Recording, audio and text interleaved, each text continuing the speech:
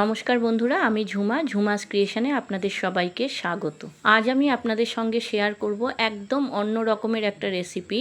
এই রেসিপিটা ঘরে থাকা সামান্য কিছু উপকরণ দিয়ে করে নেওয়া যায়, আর এটা রুটি, লুচি, পরোটা সব কিছুর সঙ্গেই কিন্তু খুব ভালো লাগে। রসগোল্লাগুলো দেখে ভাবছেন তো রেসিপিটা কি? রেসিপিটা রসগোল্লার কোপ্তাকারি।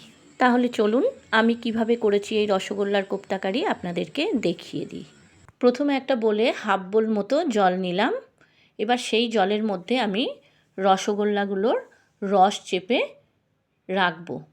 রসগোল্লাগুলো কিন্তু খুব বেশি চাপ দিলে ফেটে যাবে, তাই হালকা চাপ দিয়ে রসটা বার করে জলের মধ্যে রাখলেই হবে। তারপর জলের মধ্যে 10-15 মিনিট রাখার পর যদি আমি এই রসগোল্লাগুলোকে চেপে নিই, ওর ভেতরে যেটুকু রস থাকবে সেটুকুও বেরিয়ে যাবে। দেখুন, রসগোল্লা কিন্তু আমি জলে ভিজিয়ে দিয়েছি 10 মিনিটের জন্য। এদিকে অন্য একটা বলে আমি 4-5 চামচ মতো টক দই নিয়েছি 10-12টা কাজু আর 10-12টা কিশমিশ। এই কাজু, কিশমিশ আর টক দইটাকে আমি মিক্সার গ্রাইন্ডারে পেস্ট করে একটা জায়গায় রেখে দেব। এদিকে কড়াইতে 4 চামচ মতো সাদা তেল দিলাম আর দিলাম 2 চামচ ঘি। এই তেল আর ঘিটা ভালো করে গরম হলে এতে আমি দেব একটা শুকনো লঙ্কা, একটা তেজপাতা, 4টে ছোটো এলাচ, 4টে লবঙ্গ আর অল্প একটু দারচিনি। এগুলো ভালো করে ভেজে নিতে হবে।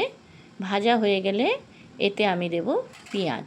আমি এখানে একটা বড় সাইজের পেঁয়াজ একদম ছোট ছোট করে কেটে নিয়েছি 10-12টা রসুন গ্রেট করে, আর হাফ চামচ মতো আদা গ্রেট করে নিয়েছি, আর নিয়েছি 4-5টা কাঁচা লঙ্কা একদম ছোট ছোট করে কেটে। প্রথমে পেঁয়াজটা আমি দিয়ে দিলাম। পেঁয়াজটা 2-3 মিনিট মতো নেড়ে নেব। একটু লালচে রং ধরলে আমি এতে আদা, রসুন, কাঁচা লঙ্কা সব একসঙ্গে দিয়ে দেব। বাড়িতে কোনো অনুষ্ঠান হলে যখন অনেক রসগোল্লা বেঁচে যায় আর খেতে ইচ্ছা করে না রসগোল্লাগুলো, তখন সেই রসগোল্লাগুলো যদি আপনারা এইভাবে রান্না করে নেন, খেতে কিন্তু অসাধারণ হয়। আর আপনারা যখন করবেন তখনই বুঝবেন এটা কতটা ভালো হয়।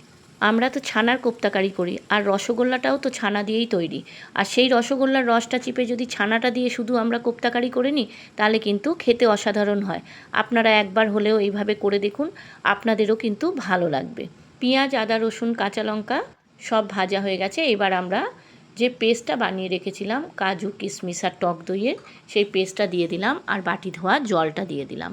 এবার ভালো করে একটু নেড়ে নিতে হবে, যেহেতু কাজু কিশমিশ আছে তলায় লেগে যেতে পারে, তাই এটা অনবরত নাড়তে হবে। দিলাম 1 চামচ নুন। এবার নুনটা দিয়ে ভালো করে এটা নেড়ে নিতে হবে। তারপর আমি এতে রসগোল্লাগুলো দিয়ে দেব। আমার এই রেসিপিটা যদি আপনাদের ভালো লাগে বন্ধুরা, আমার চ্যানেলটাকে সাবস্ক্রাইব করে দেবেন, লাইক, কমেন্ট, শেয়ার করবেন, আর পাশে থাকা বেল আইকনটা প্রেস করে দেবেন, যাতে আমার ভিডিও আপলোড হওয়ার সাথে সাথে আপনাদের কাছে নোটিফিকেশান পৌঁছে যায়। আর পুরনো বন্ধুদের আমার অনেক ভালোবাসা আমার পাশে থাকার জন্য। যারা আমার চ্যানেলে নতুন এই রেসিপিটা দেখছেন, তাদের কাছে আমার অনুরোধ, আমার চ্যানেলটাকে সাবস্ক্রাইব করে আমার পাশে থেকে যাবেন প্লিজ। আমিও কথা দিচ্ছি আপনাদের পাশে থাকবো। দেখুন, রসগোল্লাগুলো সব দিয়ে দিয়েছি। এবার একটু ভালো করে নেড়ে নিয়ে আমি এতে দেব 1 চামচ চিনি। আপনারা চাইলে চিনিটাকে স্কিপ করতে পারেন, তবে রসগোল্লার মধ্যে কিন্তু একটুও রস ছিল না, তাই চিনিটা দিলে খেতে ভালো লাগবে। তবু আমি বলবো নুন চিনির পরিমাণটা আপনারা আপনাদের স্বাদ মতো দেবেন। দেখুন, রসগোল্লাগুলো কিন্তু ফুলে বড় হয়ে গেছে। এবার আমি এতে দিলাম 1 কাপ দুধ। এই দুধটা আমি আগে থাকতে ফুটিয়ে ঘন করে রেখেছিলাম, আর ঠান্ডা হতে আমি এতে দিয়ে দিলাম। আপনারা চাইলে এতে ফ্রেশ ক্রিমও দিতে পারেন, তবে ফ্রেশ ক্রিম না দিলেও চলবে, একটু দুধ দিলেই কিন্তু ভালো খেতে হয়।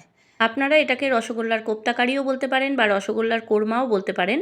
আর আপনারা যদি নিরামিষ করতে চান, তাহলে সেক্ষেত্রে পেঁয়াজ আর রসুনটাকে স্কিপ করবেন, তাতেও কিন্তু খেতে ভালো হয়। রসগোল্লার কোপ্তাকারি রেডি। এবার আমি একটা সার্ভিং বলে এটা ঢেলে নেব। দেখুন বন্ধুরা, দেখতে যেমন লোভনীয় হয়েছে, খেতেও কিন্তু অসাধারণ হয়েছে। আপনারা একবার এইভাবে করে দেখুন, আপনাদেরও ভালো লাগবে। আপনারা যারা ফেসবুক থেকে আমার এই রেসিপিটা দেখছেন, আমার ফেসবুক পেজটাকে ফলো করে দেবেন, আর যারা ইউটিউব থেকে দেখছেন, আমার ইউটিউব চ্যানেলটাকে সাবস্ক্রাইব করে আমার পাশে থেকে যাবেন প্লিজ। আপনারা ভালো থাকুন, সুস্থ থাকুন। আবার আসবো আমি অন্য দিন অন্য কোনো রেসিপি নিয়ে। আজকের মতো চলি। ধন্যবাদ বন্ধুরা।